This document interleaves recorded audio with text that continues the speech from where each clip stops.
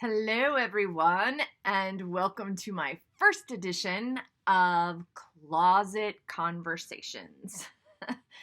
I don't know, for some reason, I decided I would bring people into my closet, which is a private space, and share some of my intimate thoughts with you. So here we go. I'm going to begin with the story. I am married to a military officer, retired, and when we first got married, he liked things very organized and very much in a specific way.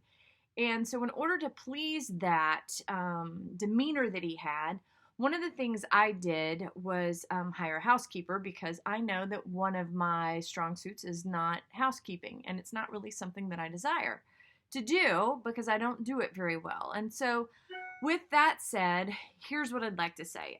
He was working like 7 days away from home, and then he'd come home for 7 days. So for a very, very long time, I would hire a housekeeper, and the day before he would come home, the housekeeper would come, the housekeeper would clean the house. It would be spick and span, perfect, right? He'd come home and he'd say, "Babe, thanks so much for the house being so clean." And I just said thank you. And that went along for about 2 years. And then I got pregnant and we were about to have a child, and I decided to scale back work, so it means scale back income. So what I decided to do was say, here's the deal. We're about to have a kid and the house is going to be messy, and I'm not going to be available to clean it up, and you need to know that. So you can do one of two things. You can, allow yourself to enjoy the messy house because we have a kid, or you can decide to hire a housekeeper like I've been doing for the last couple of years. And he said, give me her number.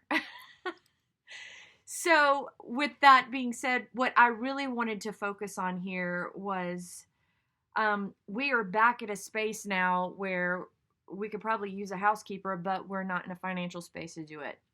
And so I really don't like housekeeping. I'm really not that great at it. But the fact of the matter is, our house was really messy, and I needed to get it cleaned. My husband's about to go through cancer treatment, and I want to please him. And so in order to do that, I just need the house to be spick and span.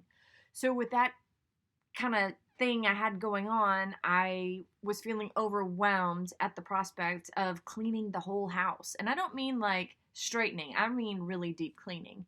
And so I was overwhelmed, and I said, okay, I'm going to do one room at a time. I'm going to do one room at a time. And I just stayed in one room, and some of the rooms took hours and some of the rooms took a shorter amount of time, but I got it accomplished.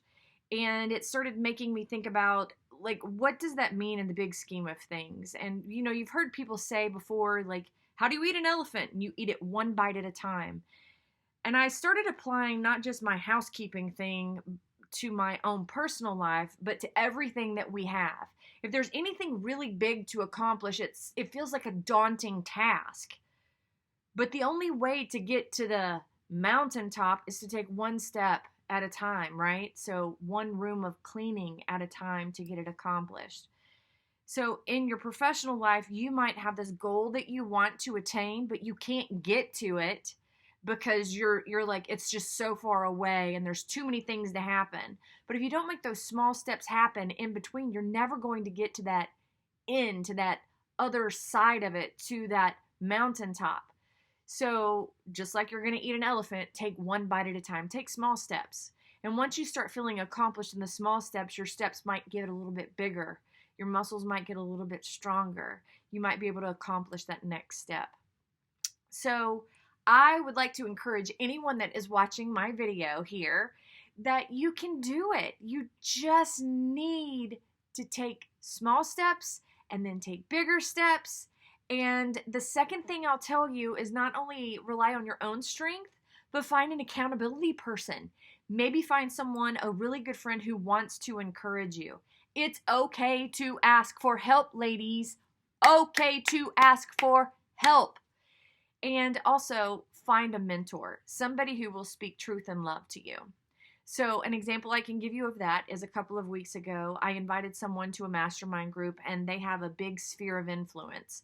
And he said, so why should I send any of my people to your mastermind group? And I gave him my explanation. And he goes, that's just not good enough for me to be able to want to send someone to your mastermind group. You need to come up with a better pitch.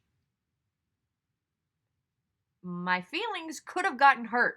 But instead, I said, okay, I'm going to take that constructive criticism, I'm going to reapply it to my approach and ask again.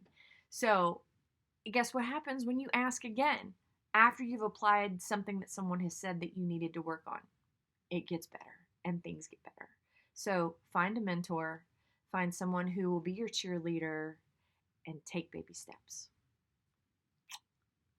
Go be successful, people. Be successful. And this is a wrap for my Closet Conversations #1. Bye, guys.